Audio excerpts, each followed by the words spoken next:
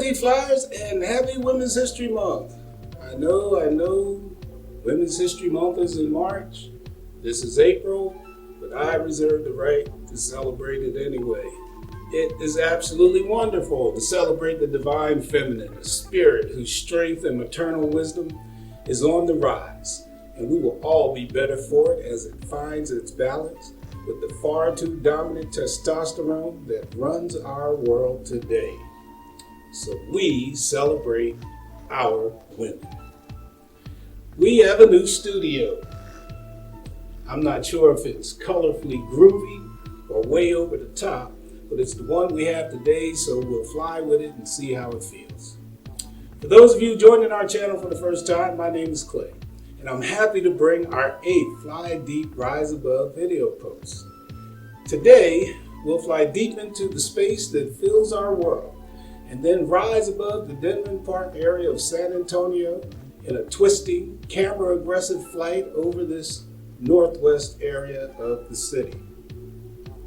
Our last post, we celebrated Black History Month by journeying the Black experience in America from slavery to Black Lives Matter. And while we're thinking about things that matter, you may be wondering why it matters to know what's going on in the space. Well, in short, knowing what's going on in the space can be life-changing and world-changing. Let's see what I mean. Let's fly deep.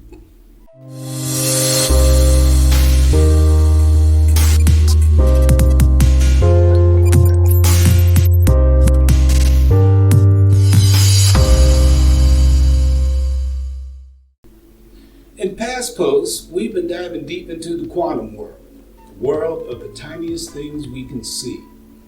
So far, we've learned that quantum particles are entangled and that the atom is 99.99999% space.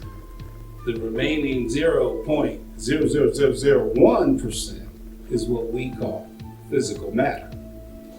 And we know that all physical matter, to include us and even the air we breathe, is made of atoms. As hard as it may be to wrap our brains around this accepted science, we have to keep in mind that this is the observation of our best scientists, past and present, doing our best science. The very same scientists and science that make possible the magical phones and other devices we use today, and is poised to deliver ever more mind-blowing magic in the very near future. In that regard, this is an exciting time to be alive. Now, this deeper understanding of who we are, where we are, and from where we originated is paradigm shifting when its implications are fully comprehended. It changes how we think of our world and ourselves. So let's see what's happening in space. What's happening in all that space within an atom? The basic atom consists of a proton at its nucleus and electron particles that orbit the nucleus. The proton represents the 0.0001% of the atom that we call physical matter. But even the proton is not truly physical. We'll touch on that in later posts. The electrons orbit the proton, but not in a typical orbit, such as the way planets orbit the sun. These electrons jump orbits. They disappear, then reappear. They leave existence, then return to existence. Because of this behavior, scientists call them virtual particles. Not because they are not real particles, but because they momentarily leave existence. The question becomes, where are these particles going when they leave our existence? Well, they go into the vacuum, the quantum vacuum, the field, the quantum field, the 0-point field.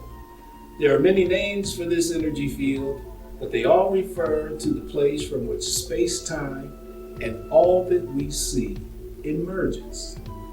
Now we are at the most fundamental level of base reality that we can see. So what's happening when the electron enters the vacuum field? And for that answer, we'll turn to a short clip from our published, most badassest physicist, Nassim Haramein. There's a link to the full presentation in the description for this post. We'll summarize following the rise above era in flight. It's called virtual because the particles are very, very quickly disappear, but they don't disappear. Disappear. They just reabsorb in the vacuum, right? So they disappear to our measurements. Our basically they are being reabsorbed in the vacuum, and so you can think of the system as a feedback circulating particle system, right?